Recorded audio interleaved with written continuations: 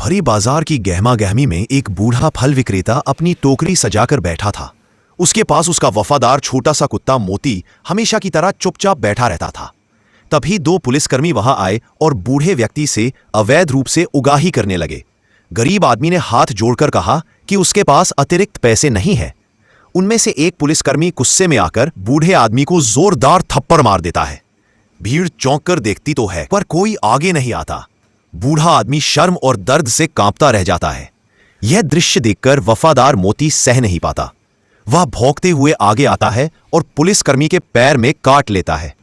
इससे दोनों पुलिसकर्मी आग बबूला हो जाते हैं। वे बूढ़े व्यक्ति की सारी फल टोकरी पलट देते हैं।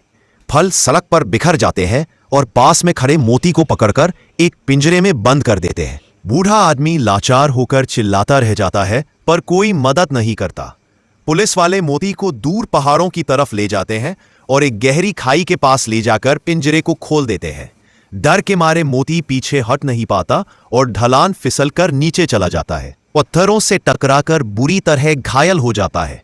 दोनों पुलिसकर्मी उसे बेहोश छोड़कर हंसते हुए लौट जाते हैं। कुछ देर बाद वहां एक रंग बिरंगा तोता आता है।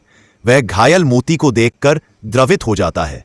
वह तेजी से उड़ते हुए पहाड़ी की चोटी की दिशा में जाता है, जहां सीमा पर भारतीय सेना का एक जवान गश्त कर रहा होता है। तोता जवान की राइफल पर बैठकर अपनी आवाज में इशारों इशारों में पूरी घटना बताता है। जवान भले और दयालु दिल का था। वह तोते की बेचैनी समझ जाता है।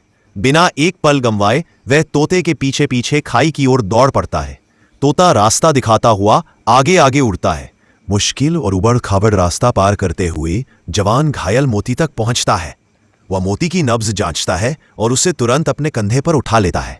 भारी शरीर और चढ़ाई की तकलीफ के बावजूद जवान हार नहीं मानता।